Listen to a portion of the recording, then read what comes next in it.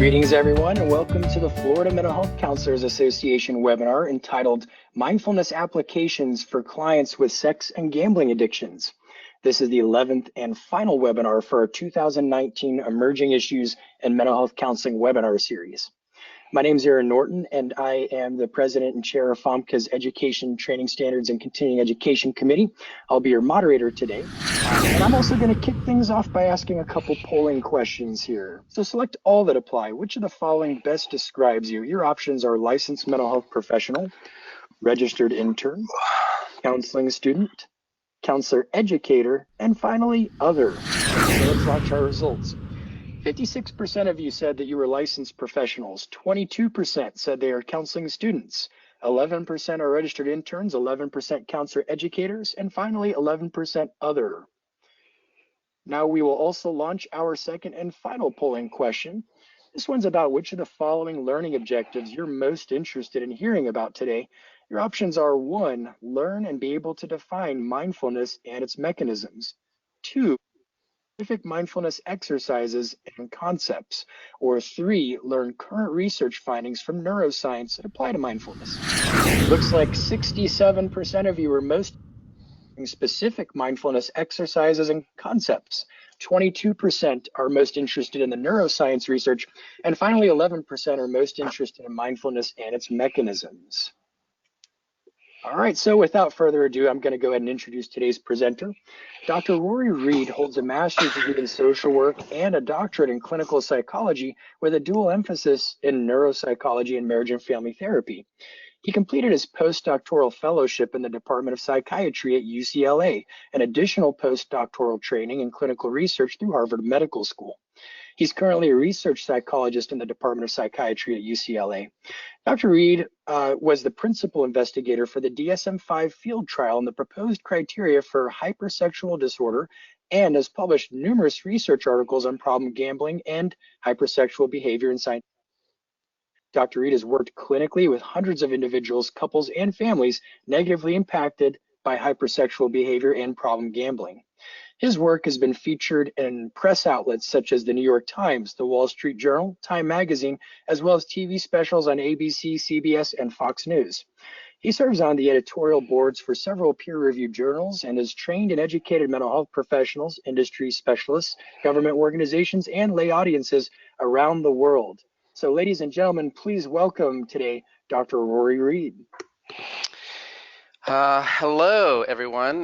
Good to be with you, and it's a beautiful afternoon here on the West Coast. I hope you are having comparable weather there in the East Coast.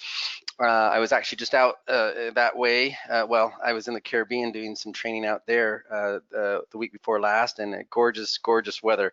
You guys tend to get a little bit better than we do here in California. So mindfulness has cropped up in the past several years, and it's really been kind of advanced as, in some cases, almost this, panacea for every problem under the sun. And I think, we need to be cognizant of the fact that it's not, but there's certainly have been a lot of applications directed at mental health issues, particularly addictions, anxiety, depression, and now being generalized to some of the behavioral addictions such as gambling and compulsive sexual behavior. And that's what we're going to be talking about today, is how we can apply some of these applications to these particular behavioral addictions. So starting out here, I want to just kind of, by way of conflicts of interest, these are some of the folks that pay my salary in addition to UCLA and so forth, but these are grants and other kinds of things. I don't have any conflicts of interest with anything that I'm doing today on this presentation. I also want to kind of do a shout out to the Florida Council on Problem Gambling while I have you guys on the line. The Florida Council has been around for 20 years. They're a nonprofit. They have a helpline, the 188 Admit It, for problem gamblers. And so if you have patients that are struggling with problem gambling, be aware that they have the 24-hour hotline that they manned several days or 24 hours a day, 365 days a year. And they have a constellation of resources, including legal counseling, help for spouses, loved ones, and the problem gamblers themselves, and bilingual and all the rest of that. So you guys have a great resource there, at least for the gambling disorder in Florida. And I just want to make you aware of that. And it's gamblinghelp.org. So what I want to kind of do is, I don't know about you guys, but we often go to these presentations at various conferences, and if we're not careful, what happens is presenters kind of do all of this build up, right, to the main content, and then they find themselves running short on time, and then they rush through the stuff that you actually came for. And so as you can see here, what I'm gonna do is I'm gonna kind of jump through all the sexual compulsivity and the gambling stuff, and I'm going to go straight to the mindfulness stuff. And then I'm going to come back towards the, once we feel like we've got the mindfulness stuff conquered, come back and maybe highlight some of the stuff with compulsive sexual behavior and problem gambling, just so that you get the meat of what this presentation is about today. Undoubtedly, some of you are wondering, hey, are we going to get a copy of this presentation? I've kind of thrown together 2 or 3 different PowerPoints today, and let's see what we get through. And then what I'm going to do is at the end, I'll try to create a PDF that can be mailed out to everybody, because I don't want everybody frantically trying to create notes on this presentation and missing things that they could otherwise just get by just listening. So I am going to put together something so you'll have some of these slides. I am a little bit gun shy with some of this. I recently had an experience where I discovered someone was using my slides in their own presentations without permission, and that's always a little bit disheartening when you put a lot of effort into these things. So what I'm going to do here then is I'm going to come in here and the first part of the presentation, and again we'll come back. I would talk about hypersexual disorder, the field trial that we did, the co-occurring kind of mental health stuff. And again, I'm going to give you this stuff later, so don't panic about capturing all of this. I would talk about hypersexuality, some of the comorbidity that exists out there, what we learned from the field trial. I would then jump in and talk about how for ICD-11, for the World Health Organization, we actually have compulsive sexual behavior disorder that's now been accepted. And there's some very, for the most part, similarities in the symptom criteria for hypersexual disorder that was proposed for DSM-5 and compulsive sexual behavior disorder, as you can see here, with a couple of differences. So for example, using sex to cope with an uncomfortable, unpleasant affective mood state and so forth, that actually wasn't part of the compulsive sexual behavior disorder criteria. And then also there was this element of using sex to, even when there was no satisfaction derived from it. That's actually part of the ICD-11 that will be coming forth, that wasn't part of our hypersexual disorder criteria. And so I don't know to what extent the audience has worked with compulsive sexual behavior. I was a principal investigator for the DSM-5 field trial, pretty conversant with it and whatnot. And then we've got a measure. You'll be happy to know that we're actually in the process. This is a first time that all of the experts, the prominent experts in the world, have come together, and we've actually created an instrument to assess compulsive sexual behavior disorder. It's currently we're developing the psychometric properties, and we've got people from Germany, from different places in Europe, Russia, England, Canada, the United States, and so forth, coming together to develop psychometrics. We got over 5,000 patients that we've run through. We've got some amazing psychometrics on this. So we look forward to that coming forward. I can't give it out to anybody right now because we're just in the final stages of submitting it for publication, but that's just a, FYI in 2020, that's something that will be coming forward. With gambling addiction, same thing. I would come in and, again, we can circle back around to some of this. I just want to kind of skip through this and come back to it a little bit later because I want to focus on the mindfulness stuff. But, I would talk about kind of the idea of what it is, gambling, risking something of value for something that has an uncertain outcome. And in Florida, you've got the casinos with the the Seminole tribes, and then you've got the parimutuels there. So you've got some different dynamics. In California, we've got the card rooms and the tribal casinos. So there's some different types of gambling that are available in California that may not be in Florida, and vice versa. But the point is people are taking risk. And I mean, this little slide here, I always talk about risk can be a good thing, right? We want people to take risks. They have the possibility of having some, a greater experience or something bigger, better, and so forth. But, risk can also come with, the idea that it can be harmful if we're not aware of all of the inherent consequences associated with a particular risk. And so presumably, we could talk about different types of gamblers: recreational gamblers, problem gamblers, and I've actually done some research on differentiating problem gamblers from professional gamblers. And there's some interesting caveats there, some research that differentiates them. So if you're ever working with a patient and maybe the one romantic partner drags him in and says, hey, this guy's a problem gambler. He's like, I'm not a problem gambler, I'm a professional gambler. I've won all this money. And there's some really distinct differences that we could talk about maybe towards the end that you can differentiate them.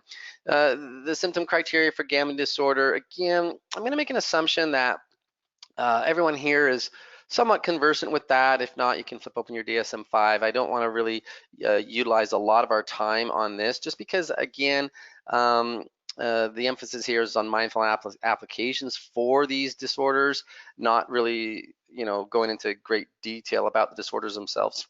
But the criteria comparable to the substance use and disorders.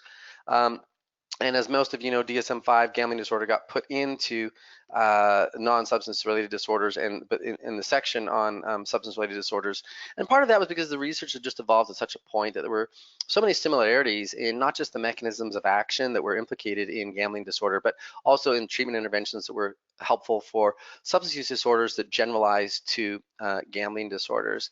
They do have the specifiers. And one thing I always mention, the mild, moderate, severe, don't get caught up in that. And here's why. When we think about these symptom criteria for disorders and mild, moderate, severe based on the symptom count, there's a huge assumption. And here's the assumption: all symptoms are equal. And I suspect everybody on this webinar today would agree unilaterally, like that's not true. Like not all symptoms are not equal when it comes to these various disorders, and not just the symptom, but the severity in terms of how it manifests, right? So for example, having a symptom that says the behavior, whether it's gambling or sex or substance use, interferes with relationships with family, friends, or loved ones. Okay, so there's a difference between the person who upsets a few friends versus the person whose romantic partner files for divorce and now they're having to raise their kids from across town. Like even within that symptom, you can have variance in terms of how severe it might be. So that's not a very good metric, but it's the metric we have. And by the way, if you have questions, I think you have to type them in the boxes there that Aaron mentioned, and he can relay them to me, or I might be able to see them. And I certainly want people to, be able to do that a little bit during that. So there are some various measures and so forth of gambling and sex, and we can, again, come back to those. Here's what I want you to focus on right now as we jump into the mindfulness stuff, is that there are these parallels between problem gambling and hypersexual behavior. And I work with patients with both of these populations, but you have the, engaging the behavior despite the negative consequences. Both populations tend to use the behavior to mitigate stress coping or dealing with uncomfortable, unpleasant affective mood states. Now, one of the things I'm going to say here is, a lot of people get into this big discussion about neuroscience with their patients. And I mean, yes, people talk about dopamine and, how dopamine is the addiction neurotransmitter, and how, that's what people are getting hooked on, and they're turning to that for the mood altering experience. And, I would just really caution people to be a little bit judicious in how they, first of all, talk about that stuff, I can't tell you how many times I hear people try to articulate that, and they're just inaccurate in what they're talking about. Even dopamine itself, you've got the D1 through the D5 receptors, and we talk about the D2 family and the D1 family because they've got some differences in terms of those receptors and the way they're activated in the brain. But really, people talk about how, dopamine is saturated in the tegmentum and the striatum areas of the brain, and how this, creates the mood altering experience and so forth. And then everybody likes to talk about the nucleus accumbens and blah, blah, blah. And they use all these big fancy words articulating different parts of the brain and so forth. It is so complex. And I think these are just really oversimplistic explanations. Even being able to, if you don't understand the difference between the different dopamine families and the receptors that I just alluded to, then you probably don't understand just how the mechanisms of action work in dopamine. And in fact, the research now is really moving in the direction where we're starting to say, look, dopamine is not so much implicated in the reward pleasurable experience. It's implicated more in learning, memory, the anticipation of reward, hyper vigilance, motivation, initiation, and so forth. And in fact, once people actually have the reward, dopamine levels go down in the brain. And so it tends to be more of the norepinephrine, serotonin, epinephrine, gamma-aminobutyric acid, oxytocin, these particular types of neurochemicals that are bouncing around with some of these behavioral addictions that create that mood-altering experience that people turn to. And when people start to do that chronically, we have to be asking, like, what is it with their current mood state that they're struggling with to such a degree that they feel like they constantly have to check out. And that's why we often talk about, helping people cultivate emotional intelligence as being an antidote to these problematic patterns of addiction. All right, so and again, I'm not trying to judge people or suggest that psychoeducation about some of these, the way the brain works with respect to addiction can't be helpful, but really do your homework on that, and so that the information you give is accurate, and be mindful of the idea that, like, very rarely does that information actually translate to behavior modification. So what do I mean by that? I have actually literally had groups where I've done groups, and I do these. People, the patients always want to they always want the brain science. I'm like, okay, I'll take a few minutes, we'll talk about it. I really just get exasperated with it, because, like, okay, you guys, I've done this a million times, and I go through all this stuff with you, and then, next week you have a slip, and it didn't really change anything. But I know they eat that up, they love it, and for the most part, I think we do that as providers to kind of help with shame reduction, to kind of help these people understand, like, this is an addictive disorder, and there's multiple forces at play here that influence your behavior and your decisions, because they're trying to make sense of, like, why am I engaging in all this self-destructive behavior that's reaping havoc with my family, my loved ones, my life, and am I just screwed up? Am I a bad person? And we try to kind of educate them on some of this brain behavioral relationships with neuroscience to kind of help reduce some of the shame around that. And so I get it, but, like, let's make sure we're educated ourselves on that and not providing misinformation. So we've got the multiple unsuccessful attempts to reduce the behavior, the patterns of escalation, executive deficits, and again, executive functioning in of itself I did my entire doctoral dissertation on executive functioning and deficits of behavioral addictions, and we could do an 8-hour lecture just on that. Lots of fascinating things. And then the emotional, physical harm to self or others, and this using it to regulate. So these are very common in both problem gamblers and patients with compulsive sexual behavior. And in fact, we have mindfulness groups that we run at UCLA, and I actually started grouping these patients together, and they would get in, they'd show up for the first night of the mindfulness class, and they're like, what the hell am I doing here with a sex addict? And what am I doing here with a gambling addict? And then after a couple of weeks, they're like, oh my God, you've got so much in common with me. They would slowly start connecting and realizing a lot of these parallels that existed in how the mindfulness applications.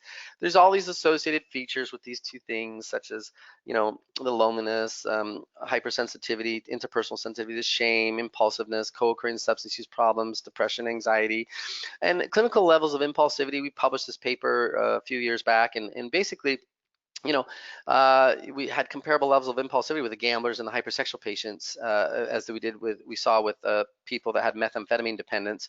50% across the board had these clinical levels of impulsivity.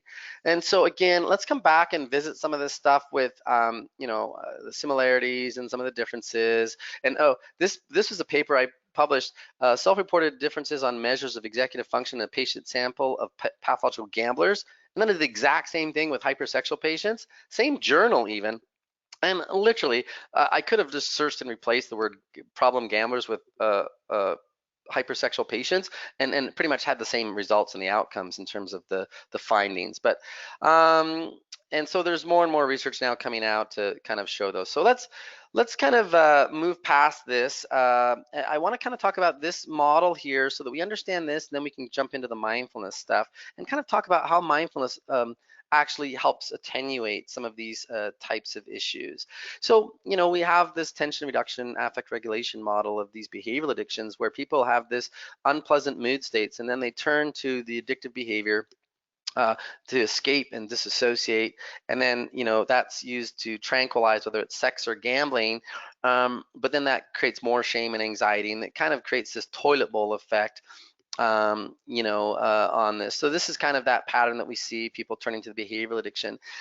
I also talk about this idea, and I don't know if you guys have ever experienced this with your patients. I'm keen to know, but like a lot of times in life, people kind of dichotomize emotions as being all good or all bad, right? And then they kind of have this imaginary divider where they just say, okay, anything that's over here in this spectrum of being uncomfortable, unpleasant affective experiences is problematic. At least that's their belief. It's problematic. And that's a belief you can challenge. You can say, hey, do you believe that unpleasant moods such as sadness are bad? And say, well, where did that belief come from? Like, well, why is it that you believe that? Because it's not necessarily problematic. But ultimately what they do is they say, okay, their belief is this stuff is bad over on this end of the spectrum, and it's like, okay, I'm gonna self-medicate that. And there's lots of different ways that they can do that, right? These particular behaviors or that kind of create the mood altering experiences that we were talking about earlier. But what they don't count on is that this line, arbitrary line, shifts, right? They've got to accommodate the new normal, and it shifts, and with it shifts the bandwidth on the positive emotions. So previously they could experience this broader bandwidth of positive emotions, but now because they're not letting themselves experience the uncomfortable, unpleasant affective mood states, it diminishes the extent to which they can feel these positive things. And ultimately, you've seen this in your patients. They get to a point where they just become emotionally numb, right?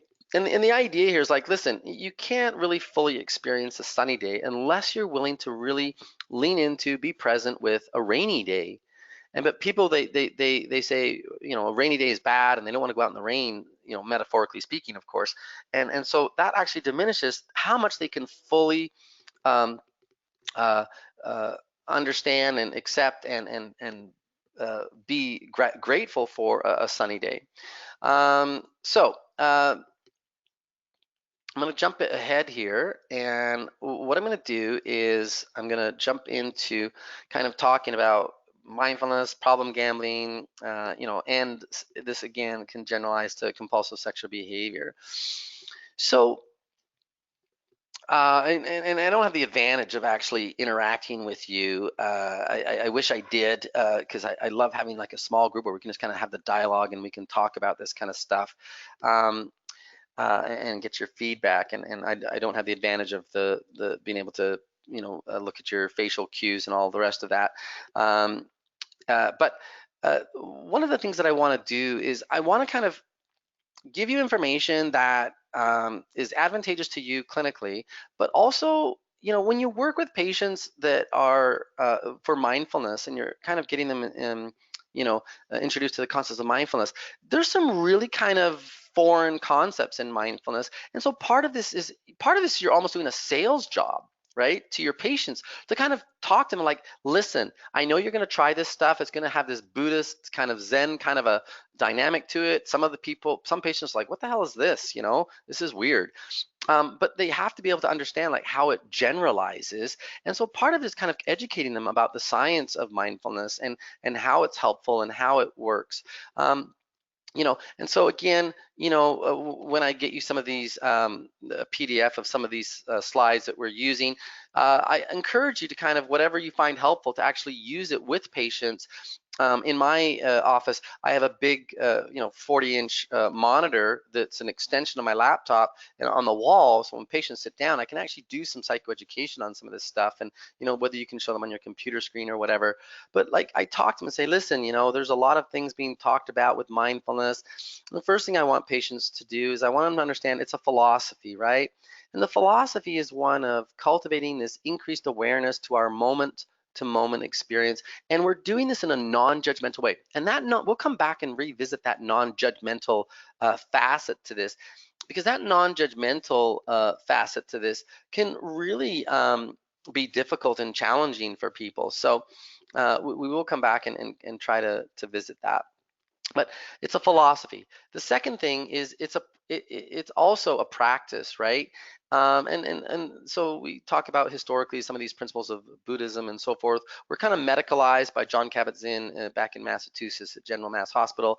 And I don't know how many of you are aware of kind of the history behind that, but he really kind of started working with all the pain management patients that were treatment failures and said, bring them to me. I want to do this stuff with them and see how it works. And it was a big hit and success. And from there, it's kind of been generalized to a lot of different things. So if you would kind of say, well, all right, what does mindfulness, like how would we kind of conceptualize it? And again, this is kind of more for you. This came from the Bishop's article back in 2004 when they had this big summit on mindfulness and said, let's kind of lay down some of the ground rules about how we conceptualize this and so forth. But really, mindfulness is kind of two things. One, it's about cultivating people's ability to self-regulate the way they direct their attention, right? And it's helping them focus their attention on a way that's where it's maintained on their immediate experience. And this, by doing this, they're able to kind of become aware of things that perhaps they might not have otherwise noticed, right? And so it's expanding that awareness. And by the way, if mindfulness did nothing else, but help enhance attentional networks in the brain, it would be worth its weight in gold, literally worth its weight in gold, just for that reason alone. Because it's amazing in terms of what the research on that and how it does enhance attentional networks in the brain. The second thing we're trying to do with mindfulness is help kind of reorient people's attitude and perspective about the experiences that they have moment by moment. And it's this attitude where it's characterized by this curiosity, openness, kind of acceptance of whatever happens, whatever comes up in the moment, without judging it. It's neither good nor bad. It's neutral. I don't have to indulge it, but I don't have to ignore it, kind of an attitude, and so forth. That can be tricky, especially when, as we'll talk about later, one of the things that these patients are trying to reorganize their attitude about is the actual cravings themselves, because historically those cravings have been perceived as bad, and now we're saying, hey, you can create a little space to coexist with that craving, and that can be a scary proposition, right? Because they're afraid they're gonna give into it and then have all the co-occurring consequences that come with that. So I've published some stuff. This was on Pro Talks. I talked about mindfulness for gambling addictions and does it work. So again, this is kind of under the umbrella of educating your patients. I want, a lot of times you ask patients and you say, hey, they'll say, yeah, have you practiced mindfulness this week? Yeah, I did my meditation exercises.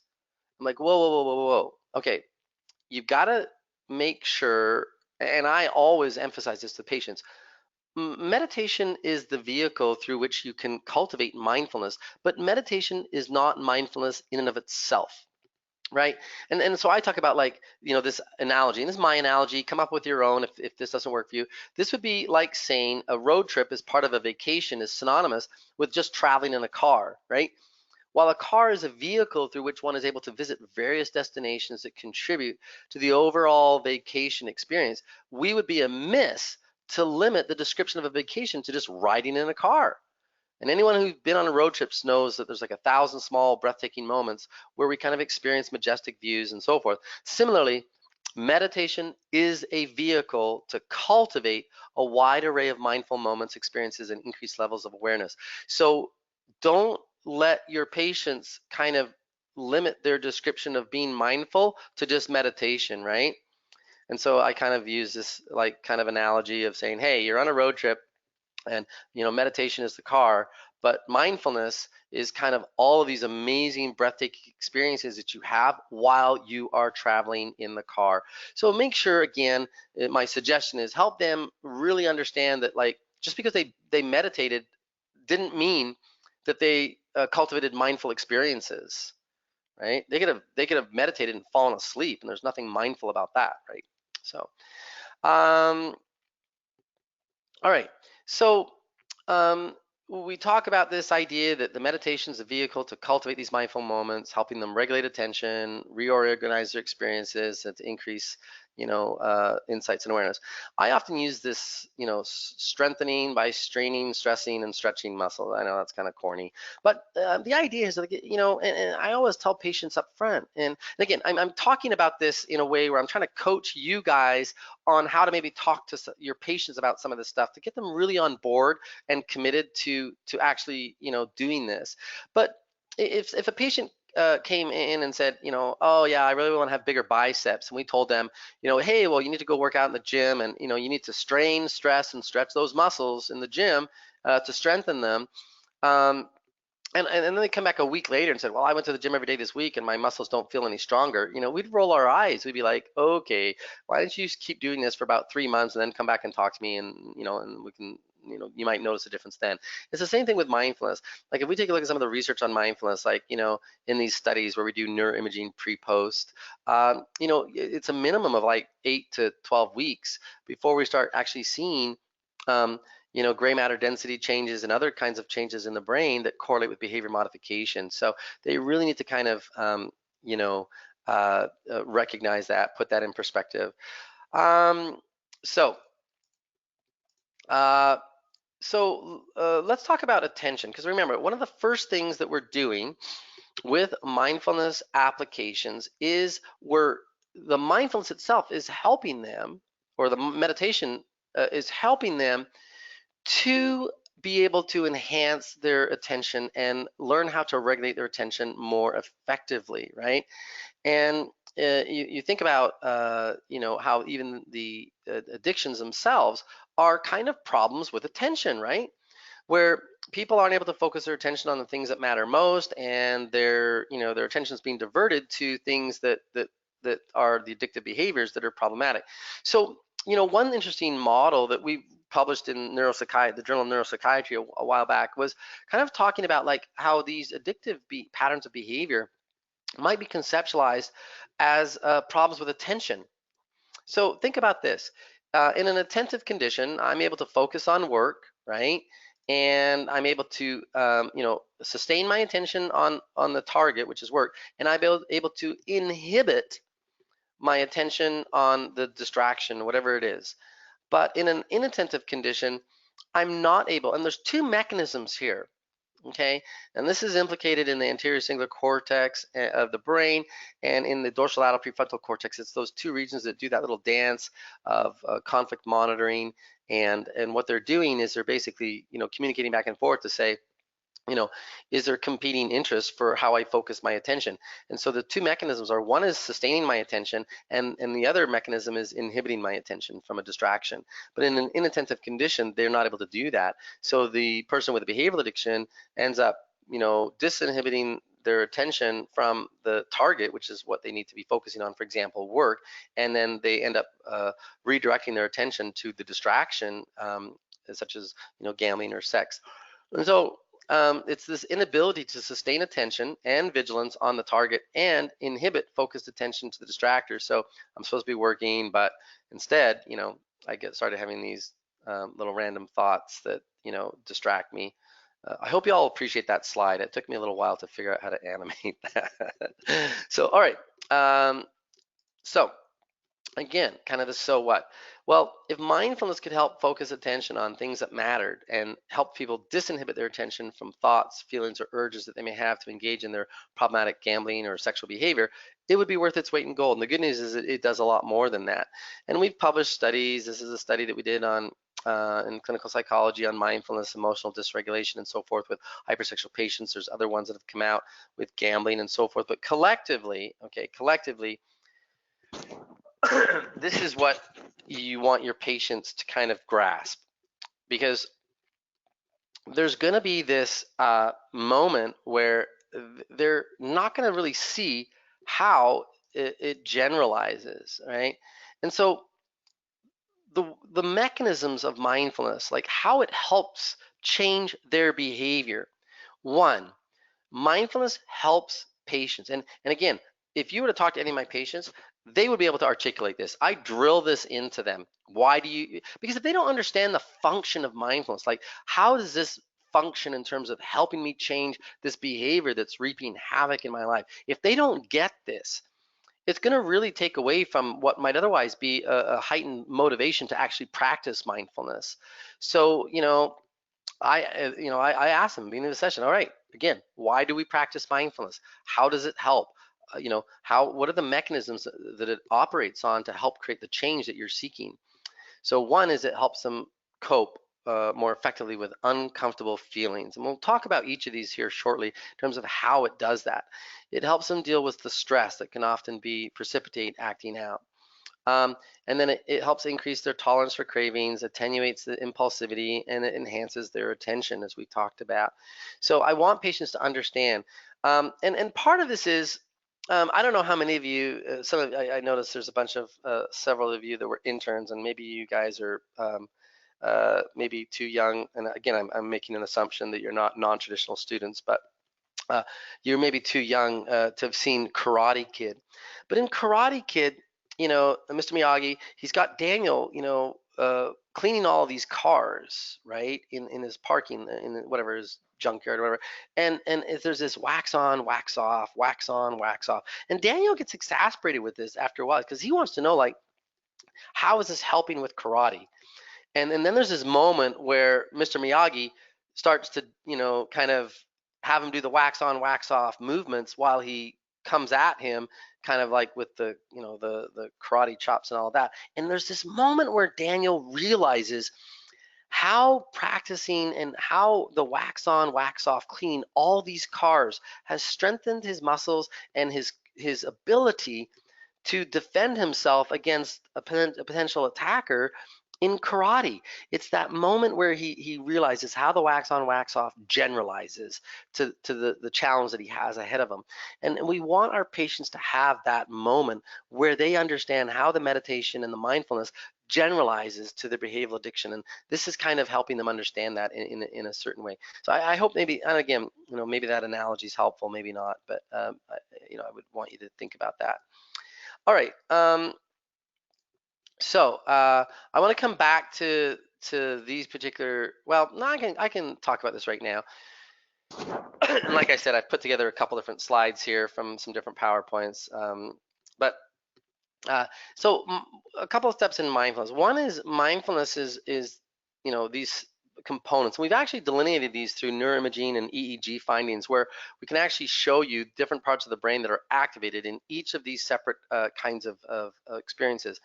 So one is being aware that the mind has wandered, and this is where you are in meditation.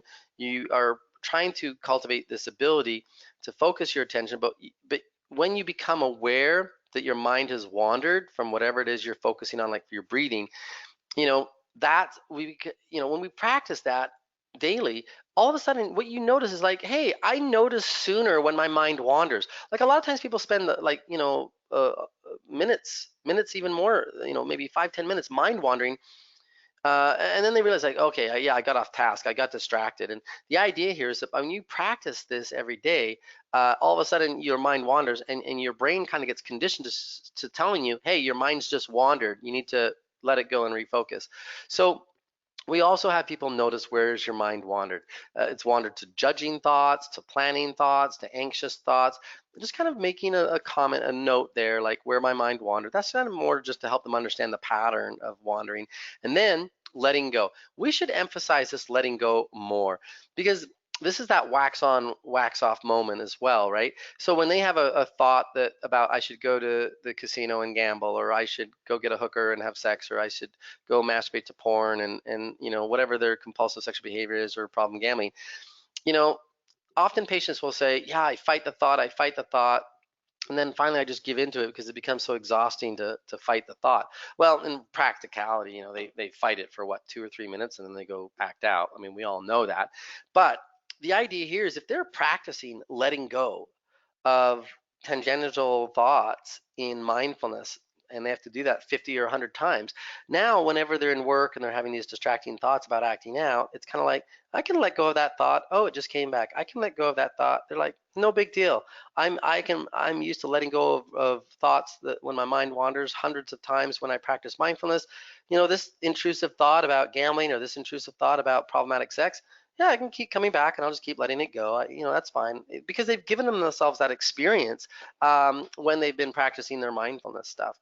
And then the final thing is they're refocusing their attention on the target stimuli. And again, typically that's breathing, right, with the mindfulness stuff and the meditation exercises. And think about breathing too. It's boring, it's mundane, it's routine, right? And that's where we're trying to help them regulate their attention on something that's boring, mundane, or routine, because often things in their real life, the things that compare to their addictions are boring, mundane, or routine, like sitting and writing a report for work, or whatever. Like, yeah, that's pretty boring compared to the idea of going and acting out. So you can actually find this image on the web if you Google the hidden tiger, and then just look at Google Images. So what I do is I start patients off on this, and what I have them do is I say, I want you to look at this picture, and I want you to find the hidden tiger, right? And so I want you to stare at this for just a minute and see if you can find the hidden tiger. I'm just going to give you like maybe 30 seconds here to look and see if you can find the hidden tiger.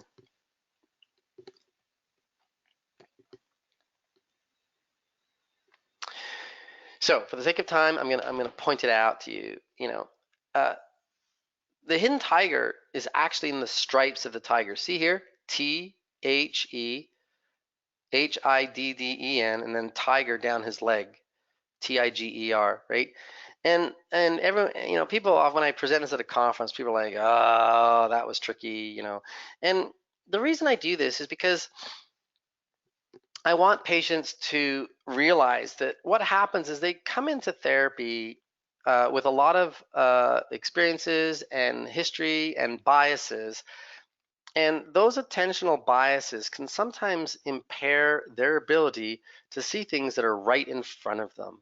And in neuroscience, this is kind of a priming exercise, right? I show you a picture of a tiger, and then I say, find the hidden tiger. I kind of primed you and created a bias in the way you focused your attention to looking for a pictorial representation of a hidden tiger, instead of like the textual representation on the tiger itself.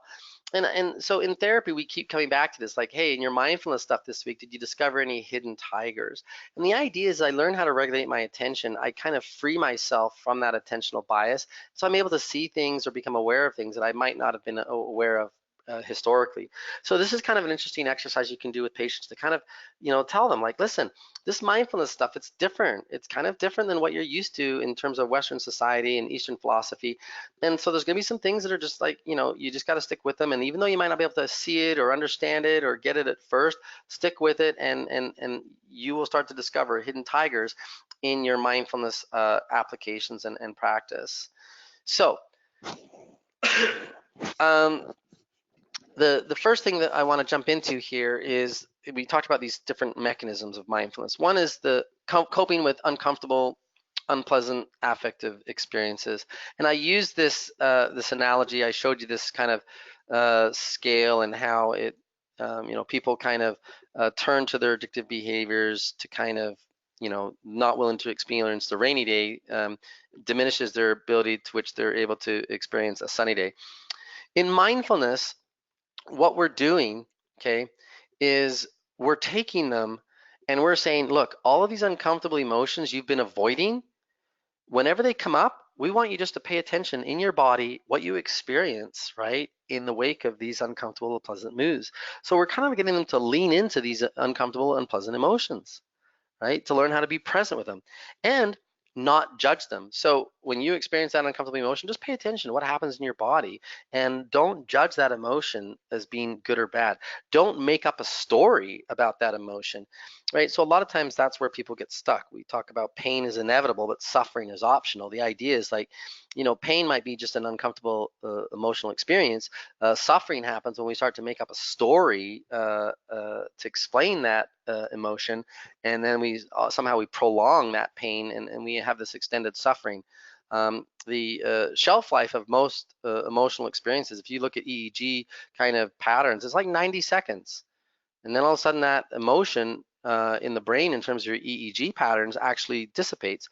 But people, by making up a story, over interpreting, giving that emotion special status, they prolong that unpleasant emotion. But in mindfulness, we say, don't judge that emotion, right? It's neither good nor bad. It's just an experience you're having, and pay attention physiologically, somatically in your body to how you experience that, and just notice it. Don't judge it. Don't try to push it away. Just be curious about it and how, like, this is okay. This is how my body does, sadness. This is how my body does, anxiety, and so forth. So that's part of, like, again, with mindfulness, helping people lean into and be present with those uncomfortable experiences. So I'm going to try this. I don't know if this is going to work per se, but let's give it a go and see. So this is the clip from A Beautiful Mind. And I don't know how many people have seen the movie A Beautiful Mind, but it's, a John Nash depiction of the, uh, the, uh, let me just pause this. So again, I don't know if everybody can hear this, but let me just preface this. So this is the moment, he's this professor, and he develops schizophrenia. And this is that moment, if you recall from the movie, where he has three hallucinations: the man with the black hat, the redheaded roommate that never existed, and the little girl. And so this is that point where he gets into a tug of war with these hallucinations. And it's the same kind of tug of war that our patients get into with their addictive cravings and urges. And when they get into that, they kind of lose. It's like they're out of control. And I use this video clip.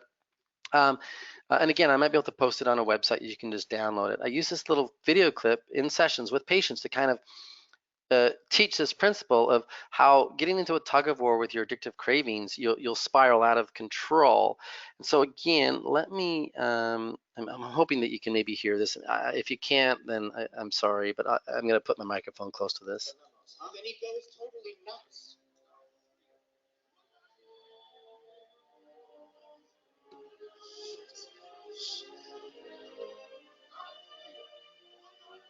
Is this what you are, soldier? Some useless fool? A local madman? No, soldier. You're gonna end up in a cell. Old, worthless, discarded. There's no mission. And while you rockin' fool, the world will burn to ashes. You are not real. You are not real. You're still talking to me, soldier. There's no mission. Another soldier. John. Hey, John. It's okay. I just heard what happened. I'm sorry, John. I'm not a soldier. John. Hey, Nash. Hey. Hey, you all right? Nash.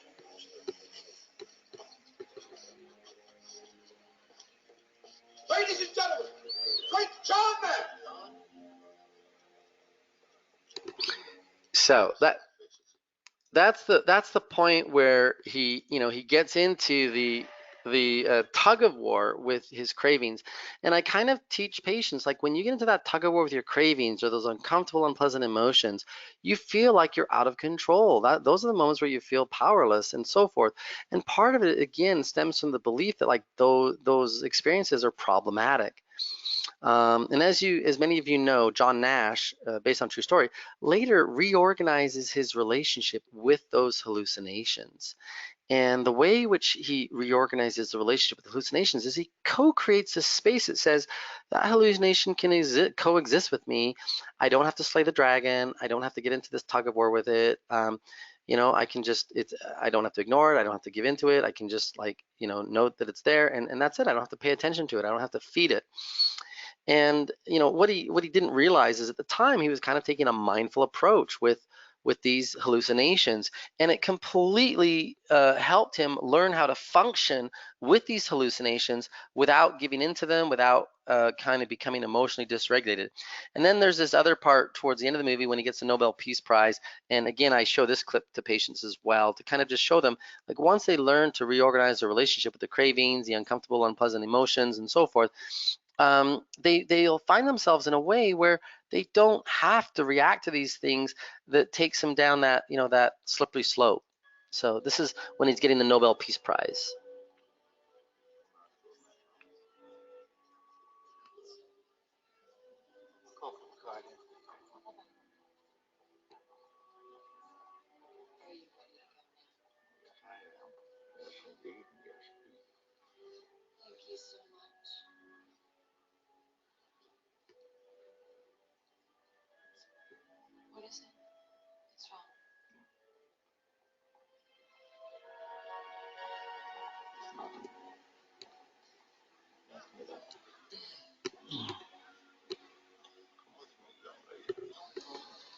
So as you can see, from that kind of just a totally different kind of an interaction, right?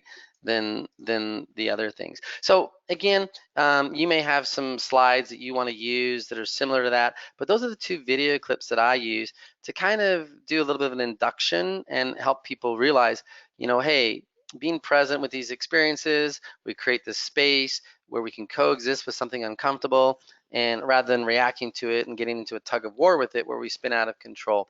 And in this regard, mindfulness helps patients reorganize their relationship with those uncomfortable experiences that historically have kind of led them down that path where they end up, acting out and turning to the problematic behaviors. So that's one thing that mindfulness helps with. The second then is this idea of coping with stress. So I want you to think about a stress model, and often the way we conceptualize stress is that we talk about it from the context of uh, we have resources, we have demands, but whenever there's this appraisal that says my demands exceed my resources, that's the point where I kind of may experience stress. And then we have a reaction to stress where adaptive coping is actually a resource, where if we have maladaptive coping with stress, that actually goes back into the system as an additional demand. And so with mindfulness, what we're trying to help them do is learn how to, again, not make up these stories, but just actually pay attention to how their body does a stressful experience. But even like the breathing states of meditation itself, there's a relaxation to that where people learn, again, not to get caught up in the story, give special status to the story that's creating the stress. Because a lot of times, as we all know, patients that kind of have these real stress states and then they go act out, they catastrophize things. They make things way much more worse than they are, and that's part of what creates the stress, is their irrational beliefs about the differences between the resources and their demands. And so with mindfulness, we're trying to help them kind of lean into that. So again, letting go of the anxious thoughts, catastrophizing, all the stories that we make up, judging thoughts, jumping to conclusions in these appraisals. In mindfulness, we just let that stuff go, and we just, again, focus somatically on the body about what's going on. So, in mindfulness, which is like a thought is just a thought, it's not a fact. Just because you think it doesn't make it true. And we just teach them to let go of that stuff. I also have patients kind of, look at Kelly McGonigle's TED Talk on stress. You can look that up. It's a great TED Talk for patients to watch because it helps them kind of rethink about stress and how they interpret stress. Because again, stress is often a precipitating risk factor for the problem gambling and the compulsive sexual behavior. All right. I don't know if I'm kind of racing through all of this. Aaron, I don't know if there's a point here where we want to take some questions, and I think we've got another hour to go here. I just want to make sure that we can, if people have questions, can we open it up to some questions maybe so we can address any questions and then we can move on? We sure can. So far, we do not have any questions that have been entered into the questions box, but folks, please go ahead and submit your questions if you have any at this point, and we'll be glad to get them answered. Now, am I going to see those, Aaron, here in my chat box, or are they going to? If you look at your questions box, you should see them there. Do you have questions on your GoToWebinar control panel?